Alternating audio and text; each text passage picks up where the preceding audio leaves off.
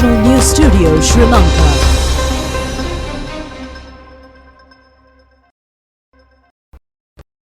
Hello and welcome to the National News. We are coming to you live from the National News Studio, and together with me is Tilanu Udayaratna and Lanjali Ananda. These are the top stories which have made headlines tonight. There will be no power cuts from the 5th of this month. Unloading of diesel from the ship anchored at the harbour begins tomorrow afternoon. The world market records the highest price of $113 for a barrel of crude oil after a period of 8 years. The Russian army intensifies the attacking of main cities of Ukraine. Measures to consolidate security of Sri Lankan students in Belarus. Patients once again subjected to extreme suffering due to the resumption of the strike in the health sector. Sinking of 4,000 most expensive vehicles in the sea. Now, we have been witnessing many lengthy queues at filling stations, and this is due to the shortage of fuel, and it's prevalent for quite a while. At the same time, there seems to be some good news coming our way by tomorrow. Well, on our top story for this evening, the Ministry of Power says that the unloading of diesel from the ship at the Colombo port will commence tomorrow afternoon. The relevant payments have been made and have been in order from today.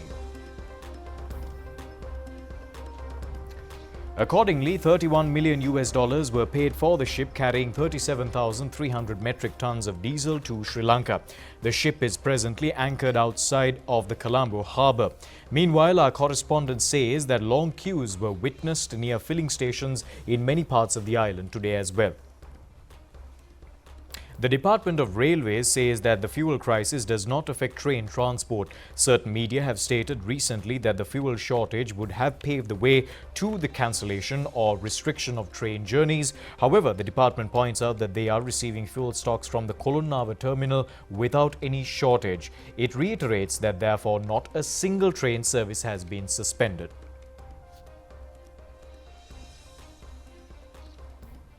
Well, just like Dulanjali mentioned, a lot of people around the country seem to be inconvenienced with the ongoing power and fuel crisis. Let's see what the government hopes to do in the coming weekend as matter of a plan is being implemented.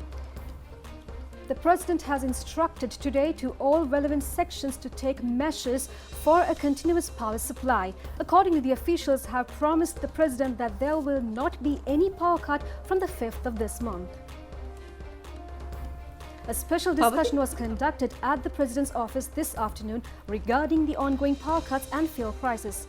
Upon the lengthy discussion between President Gotabaya Rajapaksa and officials of the Ministries of Power and Energy and Electricity, it has been decided to import fuel without delays to maintain appropriate stocks and also on supply of coal and fuel for continuous power generation. The officials have stated that therefore there will be no more power cuts after the 5th. Distribution of fuel, all filling stations will resume all usual distribution from tomorrow. The Public Utilities Commission has issued a communique regarding the manner in which the implementation of power cuts tomorrow should be taken up. Accordingly, a 7.5 power discontinuation are scheduled to take place tomorrow as well. There will be a 5-hour power breakdown between 8 a.m. and 6 p.m. and a further 2.5-hour power cut from 6 p.m. to 11 p.m. Now, we have been talking about the Ukraine and Russia conflict, and we have been giving you latest updates very in detail, and Mr. Prasad Dodangodage is joining us today, but this time it is to give you an update on the relevancy that is prevailing for the oil price hike that is taking place due to this impact. Welcome on board, Mr. Prasad Dodangodage, our senior international news analyst. What is it like now? We saw that the ship taking the way towards Scotland carrying the oil tanker, but they turned back. Does it mean that? Yes, Anjali, with these developments, with the behavior of the current global energy markets, oil markets, we can assume that there would be a major international energy crisis is at our doorstep. Because when we carefully analyze the current behavior, especially the today's price hike at the global oil market. The crude oil reached $113 mark per barrel. That's the highest price recorded since 2014, June 2014. The main culprit behind this situation is the Russian invasion of Ukraine, because there are many incidents interconnected with that major crisis, and the main reason is the sanctions piling up by Western nations. Now, today we saw the global media reports mention there is a very big chaos at the oil market. Some of Russia's traditional buyers, clients, oil clients, they are shunning now Russian oil. They are going to, yesterday Canada announced that they are not going to buy oil from Russia anymore. And with that, there were some reports. Russian oil dealers are very busy in selling their stocks, even at very lucrative discounts. But unfortunately, their main clients are Western countries. And with that situation, however, one thing, now today the oil prices are very high. Russia is getting a temporary benefit of that, because they can earn some dollars before these sanctions come into fully effect. So, with that situation, global energy markets are getting more and more volatile, because the Russia, their contribution is very high in the global market, because Russia shares 1/6 of global natural gas market and 1/8 of global oil market. So, with these numbers, if this share, the global market lose these stocks, Russian stocks, then there would be a shortage. Likewise, the same thing happened when United States of America imposed sanctions on Iranian oil exports. A lot of countries face difficulties due to that situation. Now there is a similar situation is brewing, because if these sanctions are going to effect very soon, then Russian oil and gas will be out of the global market even for a temporary period. Then with this situation, there would be a very volatile and chaotic global oil market, and energy market. The oil prices will reach more than this, and because all these are speculations, markets are running on speculations. So, with this situation, the speculation is, very about this volatile situation, where the speculation is, not for the positive side, it's on a very negative side. That's why the prices are going up. Then there could be follow up by gas prices and coal prices as well, because the countries will struggle to gather energy sources. So, the final victims of this crisis are countries like Sri Lanka, because even today there were predictions by, there's a report in BBC website. If you go to BBC website, you can read that. They suggest that British oil, the price of a petrol liter could go up, if we consider it in a local currency, maybe 420 rupees per liter. So, that's the prediction in the British market. So, this wave, it's like a tsunami, it will come to our shores as well.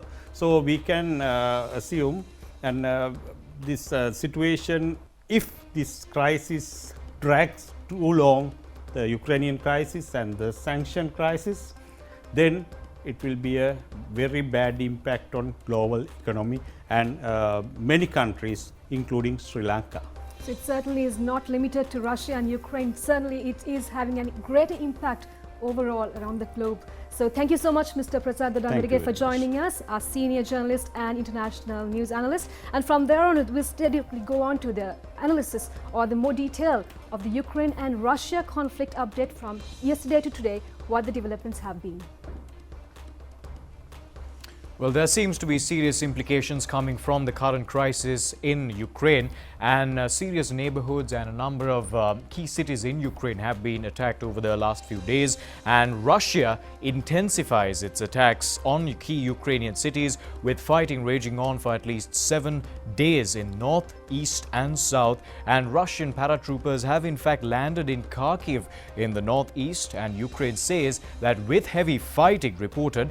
Meanwhile, the US says it will ban Russian airlines from its airspace following the lead of the European Union and Canada.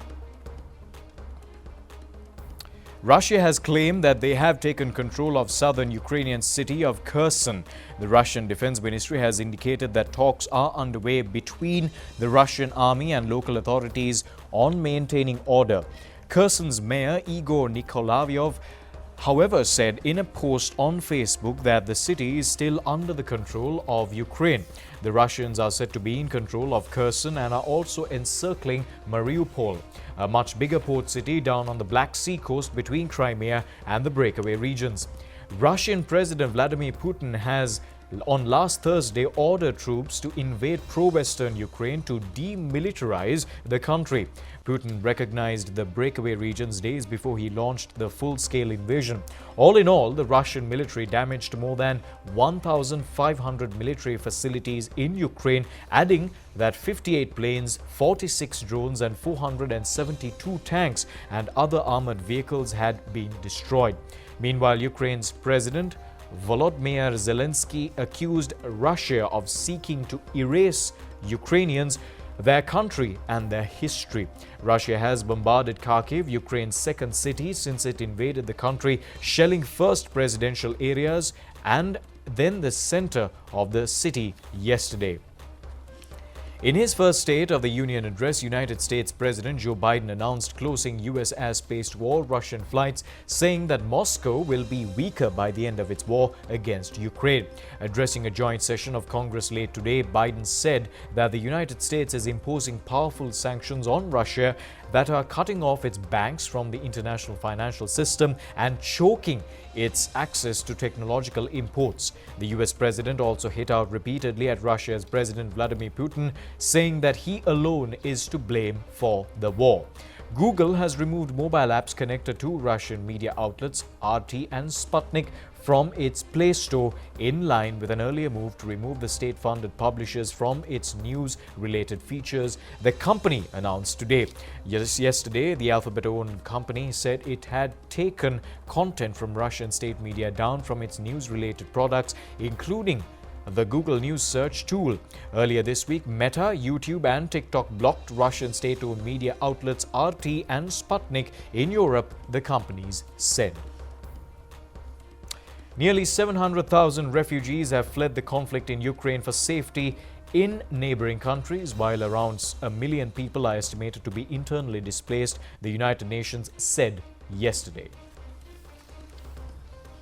This situation certainly has an impact on Sri Lankans as well. So the Sri Lankan Prime Minister has instructed relevant authorities today to take security measures on behalf of the Sri Lankan students pursuing higher education in the state of Belarus, taking into consideration of the military environment created as a result of the war between Russia and Ukraine.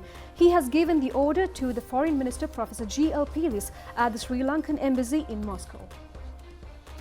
Prime Minister Mahinda Rajapaksa has given instructions in response to the request of collective of parents representing nearly 1,500 Sri Lankan students conducting studies in universities and higher educational institutes in the state of Belarus. The Prime Minister's office says the Sri Lankan Embassy in Moscow is taking measures to consolidate security of nearly 1,500 students in Belarus, which is a neighboring state of Russia. The President has also given instructions pertaining to delaying of academic activities of the students by several weeks upon discussion with the university authorities, and to allow the students to receive visa permits to arrive in Russia and subsequently to make arrangements from them to return to Sri Lanka. Now, the 49th United Nations Human Rights Council is taking place in Geneva, and the Sri Lankan delegation has also participated. Well, the government has taken measures to enlighten foreign representatives over the baseless allegations being leveled against Sri Lanka at the United Nations Human Rights Council. The process will be carried out in parallel to the 49th session of the UNHRC in Geneva. A meeting between UN High Commissioner of Human Rights and the Sri Lankan delegation is also scheduled to take place.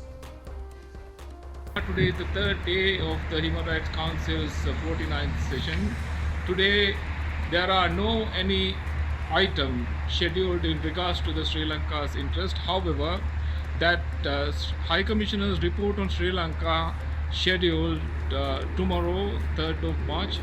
There is a delay on that report because of the Ukraine crisis is giving the more prominence and the priority. So Sri Lanka's report from the United Nations Human Rights High Commissioner is going to be delivered on the 4th of March or the 7th of March. That means Friday or the Monday.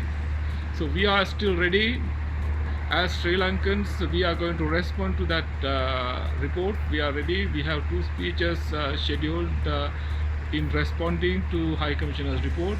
Normally, once the High Commissioner presented this written report, then the Sri Lanka's delegation has the opportunity to address it.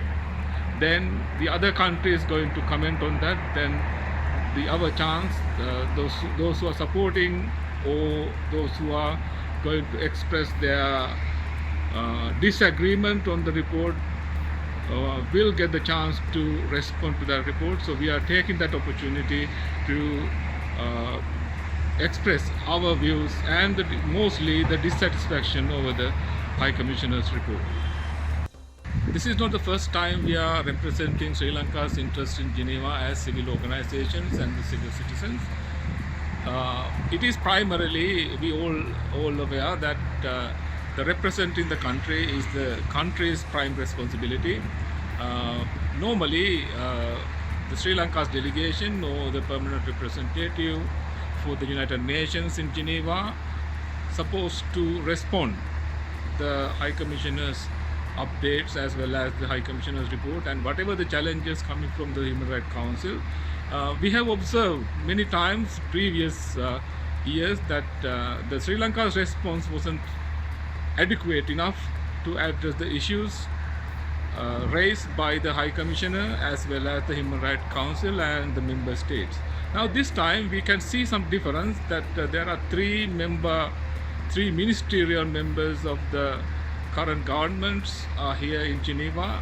I have witnessed that they are doing best possible they can do to convince the other countries, that the delegation as well as the permanent representative and the staff, and doing lots of negotiations as well as the discussions. I think that is going to be the positive step. I hope that the next Geneva session, not the next one, the 51st Geneva session is going to be very crucial for Sri Lanka. So I hope that the Sri Lanka is getting the better out of it with all these preparations. Well, it also seems that Archbishop of Colombo, Cardinal Malcolm Ranjit, has also had his talks with the United Nations High Commissioner for Human Rights, Michelle Bachelet, in Geneva in related news. During the meeting, he briefed the United Nations Human Rights Chief on the Easter Sunday terror attacks that occurred on the 21st of April in 2019 and the progress of the investigations. Before his meeting with the United Nations Human Rights Chief, the Archbishop of Colombo also had an audience with His Holiness Pope Francis at the Vatican recently. The Archbishop also briefed the Pope over progress of the ongoing investigations into the Easter Sunday terror attacks. Now in other news, several health sector trade unions have resumed a strike with effect from today based on several demands. As a result, patients have been subject to strenuous difficulties. Officials in the nursing, supplementary and paramedical services have been engaged in a continuous strike since the 7th of last month, requesting to remove the salary anomalies in the health sector that have arisen as a result of the elimination of salary discrepancies in the teacher-principal service. It has been suspended earlier upon discussion with the authorities. The Health Professionals Association says the suspended trade union action has been resumed today. It was the patients who have arrived at the Colombo National Hospital for treatment who suffered immensely. Meanwhile, patients receiving treatment at hospitals in numerous areas in the island have expressed their deep apprehension over the resumption of the strike. The government has focused attention to rectify any salary anomalies and to formulate an appropriate salary structure applicable to the entire state service through recommendations of an intensive committee incorporating all relevant institutions under the leadership of the National Salaries Commission. Minister Keheliya Rambukwala has focused attention of the ministers of the cabinet at its yesterday's meeting. State Minister Sudarshini Fernandes-Pulle said that this is not the time to engage in strikes. The country is undergoing a crisis. Therefore, she has requested to engage in discussions by considering the plight of the people. Well, how important is getting your booster vaccine? It definitely is, especially given that we are approaching the Sinhala and Tamil New Year coming over April. And Deputy Director General of Health Services, Dr. Hemantha Herath, urges the public to make sure that the booster vaccine is obtained without any sort of delay, considering the upcoming festive season. He made these remarks while attending and speaking at a media briefing today. We know up to now around 16.9 million persons have already obtained at least first dose of COVID-19 vaccine, and that brings up to around 96% of the targeted estimated population. And we know that 4% of the estimated target population is still or yet to get their first dose. And this number is, if you calculate the number, it is somewhere around 700,000 persons. And if you leave aside the people who are contraindicated or those who cannot take the vaccine, which is a very minute fraction of these numbers, we still can see that a large number of persons are yet to get a first dose of vaccine. And we would like to request everyone, those who have not got the vaccine up to now, to get the vaccine as early as possible, and also those who have not so far got their second dose after getting, because there are around again over 1 million persons who have obtained the first vaccine but not taken the second vaccine, and these people too should be requested to get their second vaccine. And those who have got the second vaccine,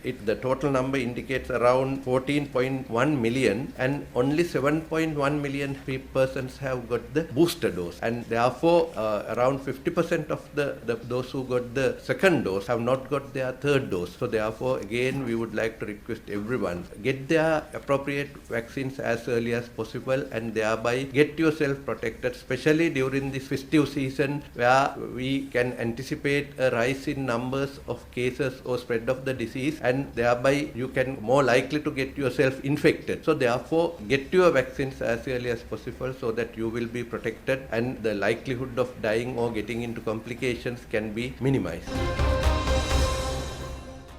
Now, a meeting of the Women's Federation of the Hiraliyala electorate of Sri Lanka Podujana Peramuna was held recently. The chief guests on this occasion were Minister Johnston Fernando and Parliamentarian Kokila Gunawardena. The event, which took place at the new fair premises in Ibbagamuwa, was organised by Parliamentarian Sumit Udukumbura.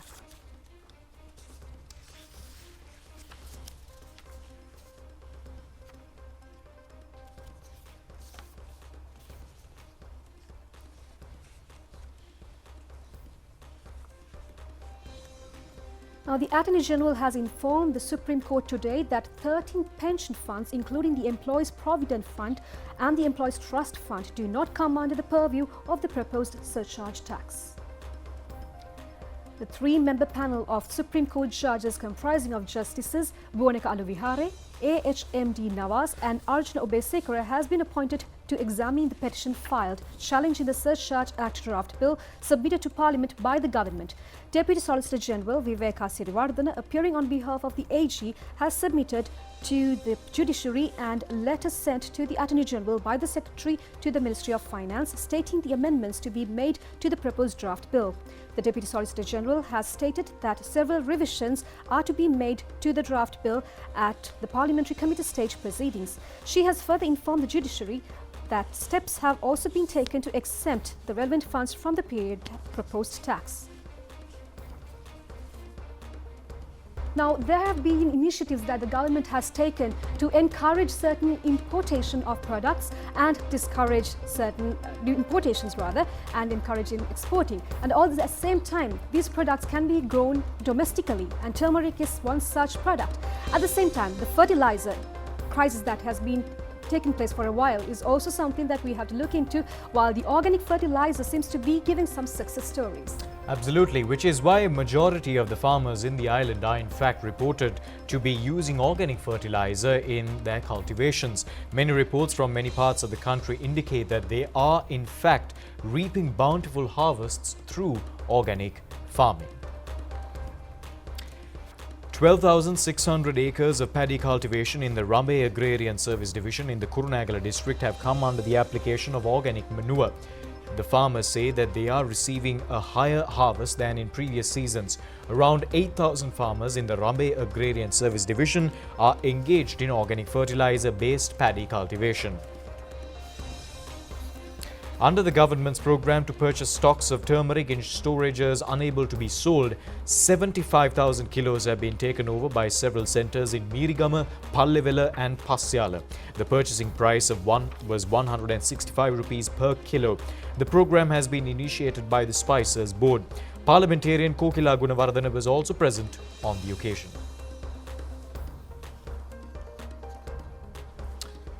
Well, in other news, the Ministry of Urban Development and Housing says that the government factory in Coronava has now turned into a profitable status. The anticipated sales target for the year is 625 million rupees. It has also been pointed out that as a result of the handing over of a sum of 300 million rupees by Prime Minister Mahinda Rajapaksa during his tenure as president has enabled the factory to become a profitable institution. The Coronava government factory was established in 1849 as a workshop. Later on, it has been transferred into a factory engaged in ironwork, machinery and electricity generation. The institution has been functioning as a service provider for government institutions, and later on its services had been extended to the private sector as well. The Coronava workshop was the first motor car assembling institution in Southeast Asia. The Sri Lanka Air Force has celebrated its 71st anniversary at the SLF base camp in Katunayake today. Commander of the Sri Lanka Air Force, Air Marshal Sudarshana Patirana, has inspected a guard of honour held in this connection. All Air Force camps were engaged in tree planting and community treatment projects today to commemorate the occasion. It was on the 2nd of March 1951 the Royal Ceylon Air Force was established. Since then, it has come under the leadership of 18 commanders-in-chief, a momentous contribution of the SLAF to the nation in its 71 years of history has been cooperation extended in the defeat of terrorism through provision of aircraft support to spot and destroy enemy targets. It was also engaged in rescuing the civilians in instances of natural disasters as well as in welfare projects.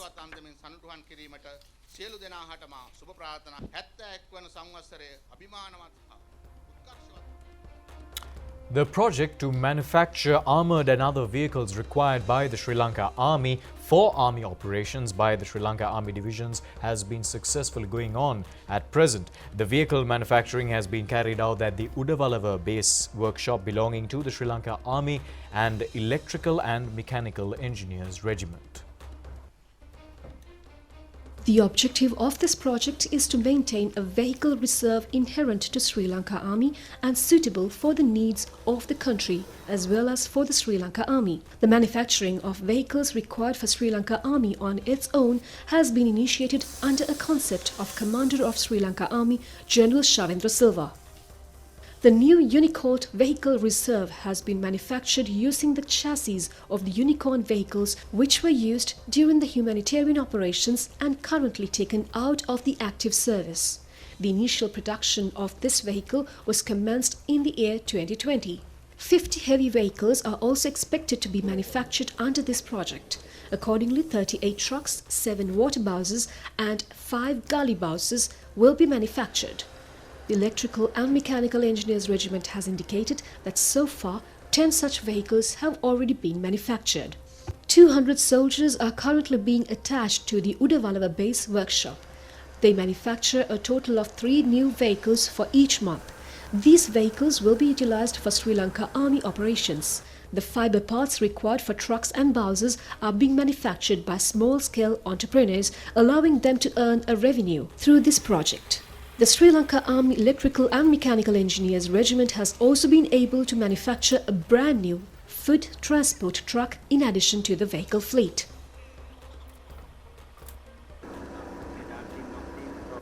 Meanwhile, the Uni-I-Move armoured vehicle has been manufactured with bulletproof steel panels and glasses. This has been innovated as a commanding unit which can be used for operations conducted in urbanized regions. The objective of the Sri Lanka Army Electrical and Mechanical Engineers Regiment is to initiate the project to manufacture vehicles which are equipped for combat and trucks at the end of this year. Well, that's a wrap on tonight's Rupavahini English News. Join us once again tomorrow at the very same time. Until then, thanks for watching. Take care. Good night.